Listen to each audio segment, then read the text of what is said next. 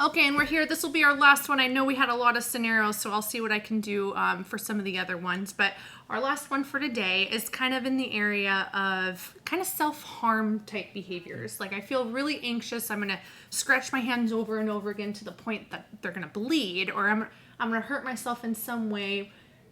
What do we do for those kiddos of that self-harm when they're so anxious? So this is not a terribly uncommon experience. This is a terrifying experience for parents, however, when they notice that their child has hurt themselves. I would make a distinction between two things. Okay. I would identify somebody that engages in a repetitive behavior that ends up looking like they're hurting themselves seems to me would be better conceptualized as a form of just soothing and coping. Mm-hmm. So we see that in what we call impulse control disorder. So kids pull their hair or pick their eyelashes or pick their skin or engage in the same behavior. Eyebrows. Yeah. So we call that excoriation disorder or trichotillomania. Okay. And the result can be that it looks like you've hurt yourself. Mm-hmm. That's quite different than someone engaging in some behavior with the intention of harming self, such as cutting or burning or something. Purposefully. Yeah.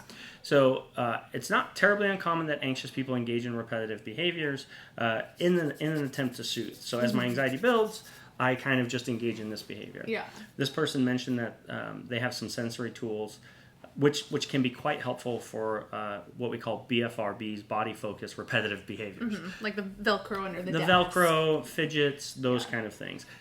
They're helpful only if they're helpful. Mm-hmm. And so I would quickly get them out of there if they have some sensory tools that they never use and they continue scratching themselves all the time anyway. Yeah, and sensory tools I see a lot of time, flashy stuff.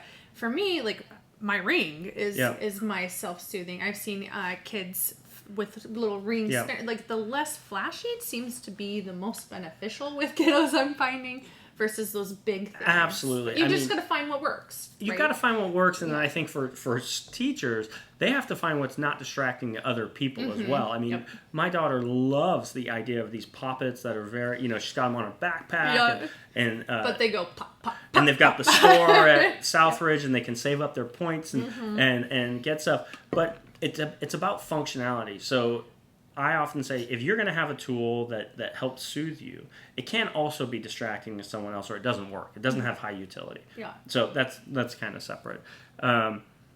Depending on the cause of this anxiety for this student, I would encourage them to probably seek professional counseling.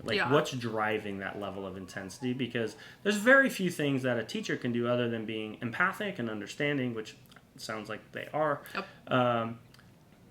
But whatever's driving that has to be kind of targeted. And otherwise, this poor student is going to just kind of suffer through each class, working really, really hard, trying to overcome whatever anxiety they're experiencing. And as like an outside support, do you work with schools? Like if I was a teacher and knew they were seeking outside counseling, can I contact the parents, say like, hey, what are some of the stuff coming up that I could possibly do in the classroom to help the kid? Is that... Yeah, I mean, like at the clinic, my providers, we work with schools and teachers all the time. They often say, once the school identifies or we identify that we're working together, we get a release, and then the teacher can say, how can I help? Yeah. And they love that. Give me some tools. We can say, this is what we're working on.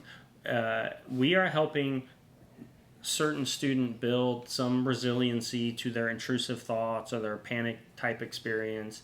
And what we actually don't want them to do is we don't want them the ability to leave class frequently. So if you could actually reinforce that would be awesome. So we can, as a team approach, help the kid get better. Awesome. Yeah. Thank you so much. And thanks for joining us on these sessions. I'll leave you with just one final thing you'd like to say, even if it's a goodbye. Yeah, no, thank you so much for having me. I think these scenarios are awesome, and they won't kind of match everybody's individual experiences. And the things that I'm saying are specific from a therapeutic lens of someone that specializes in the treatment of anxiety. If you're doing something to manage your child's anxiety and it's fundamentally different than what I'm talking about, but you feel like it's helpful, then it's helpful.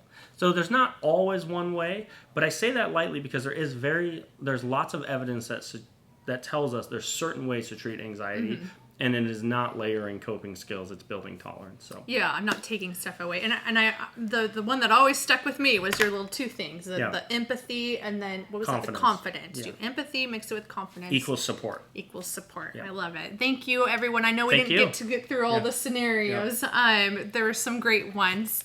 But maybe we'll think on next steps. So thanks for joining Ridgefield School District. Thanks for having me. Yeah. Bye.